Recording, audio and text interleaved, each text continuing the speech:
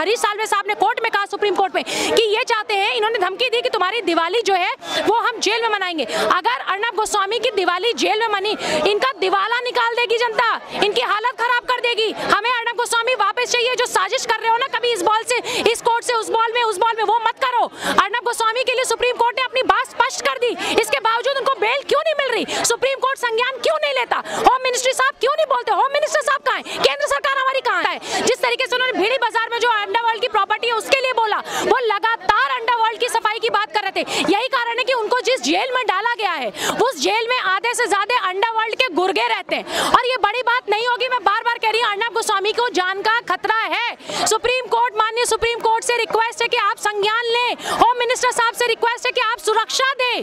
अगर आप बहुत बेवकूफ जैसे लोगों को, जिनकी औकात नहीं है, हैसियत नहीं है इस देश में पत्रकारिता की, उनको एक जमाने में सिक्योरिटी दे सकते हैं। लुटियंस मीडिया को इतने बड़े बड़े गिफ्ट दिए जाते थे, विदेशों की ट्रिप दी जाती थी, पिछले प्रधानमंत्रियों के साथ वो घुमा करते थे, पैकेजेस आते थे, गिफ्ट आ सकते थे। तो आज देश के सच्चे पत्रकार के लिए क्यों नहीं सरकार खड़ी हो रही है? क्या मतलब उनके आप सत्ता में वापसी करना चाहते हैं महाराष्ट्र में अर्नब गोस्वामी की बलि देके क्या? अमित शाह जी, आप पे बहुत विश्वास है आज भी।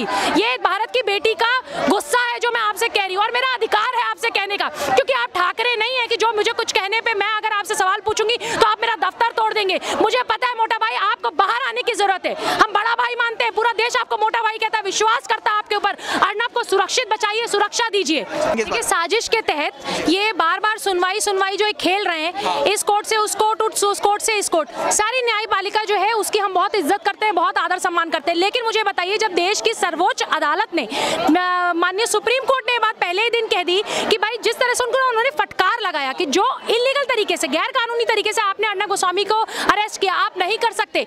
जो आपके अधिकारी उनको डराने धमकाने की कोशिश कर रहे हैं, आप वो नहीं कर सकते। आपको उनको सम्मन भेजना चाहिए था, नोटिस भेजनी चाहिए थी, आपने कुछ भी नहीं किया। इसके बावजूद कभी सेशन कोर्ट, कभी हाई कोर्ट, कभी सेशन कोर्ट, कभी हाई कोर्ट, 5-5 घंटे, 12 बजे सुनवाई चलती है, शाम को 7 बजे तक सुनवाई चलती है। अरे वो कोई टेररिस्ट है क्या भाई?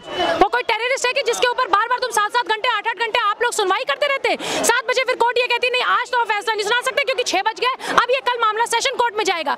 ये लोग, सब लोग, सारे लोग जो महाराष्ट्र सरकार में हैं, मुंबई पुलिस की पूरी साजिश है।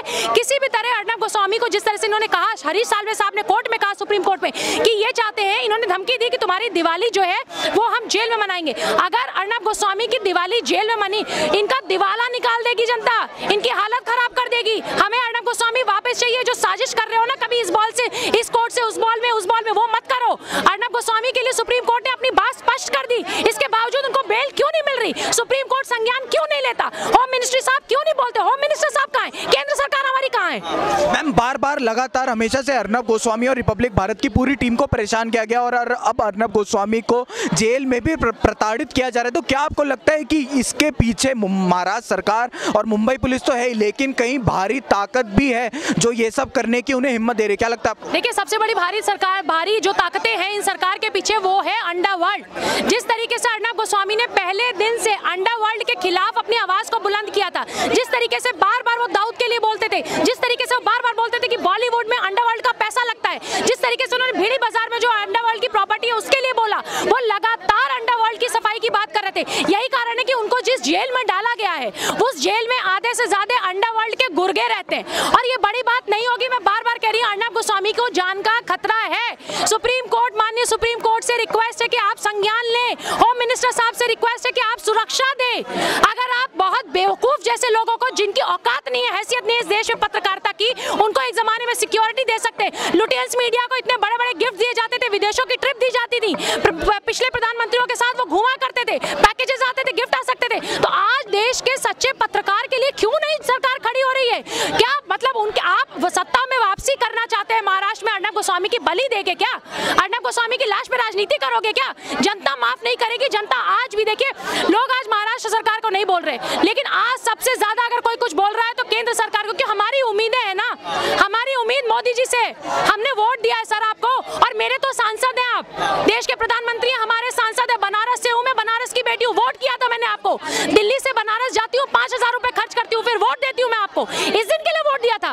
इसका मतलब जब अर्नब गोस्वामी को अगर आप उठा सकते हैं और ये हरकतें उनके साथ हो सकती हैं, तो इसका मतलब हम जो पैनल पे बैठते हैं हम तो सुरक्षित नहीं है। यूट्यूब चैनल्स के लोग सुरक्षित नहीं है। जितने राइट विंगर्स हैं, जितने यूट्यूब के लोग हैं, राइट विंगर्स भी नहीं कहूंगी मैं आपको, जो सच्ची पत्रकारिता कर रहे हैं, आप सारे यूट्यूबर्स को खतरा है, आप सारे लोगों को मुंबई पुलिस, उद्धव ठाकरे सरकार से खतरा है, तो क्या आपको बचाएगी सरकार?